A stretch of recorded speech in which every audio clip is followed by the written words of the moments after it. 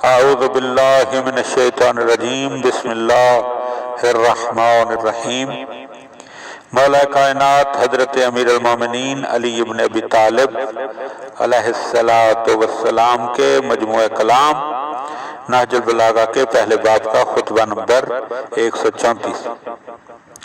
ومن کلام اللہ علیہ السلام، آپ علیہ السلام کے کلام، لم تکن بیعتکم ایایا فلتتن، تم نے میری بیعت اچانک اور بے سوچے سمجھے نہیں کی تھی۔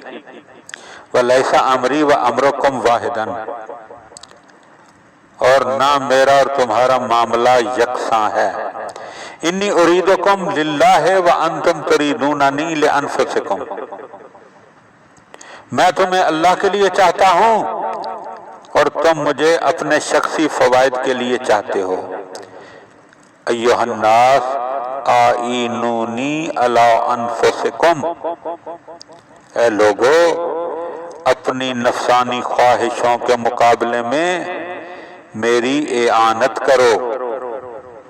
وَأَيْمُ اللَّهِ لَأُنْصِفَنَّ الْمَظْلُومَ مِنْ ظَالِمِهِ، خدا کی قسم میں مظلوم کا اس کے ظالم سے بدلہ لوں گا۔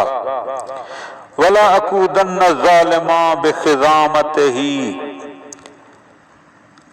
اور ظالم کی ناک میں نکیل ڈال کر حَتَّى أُوردَهُ مَنْهَلَ الْحَقِّ وَإِنْ كَانَ كَارِهًا، اسے سرچشمہ حق تک کھینچ کر لے جاؤں گا اگرچہ اسے یہ ناگوار ہی کیوں نہ گزرے۔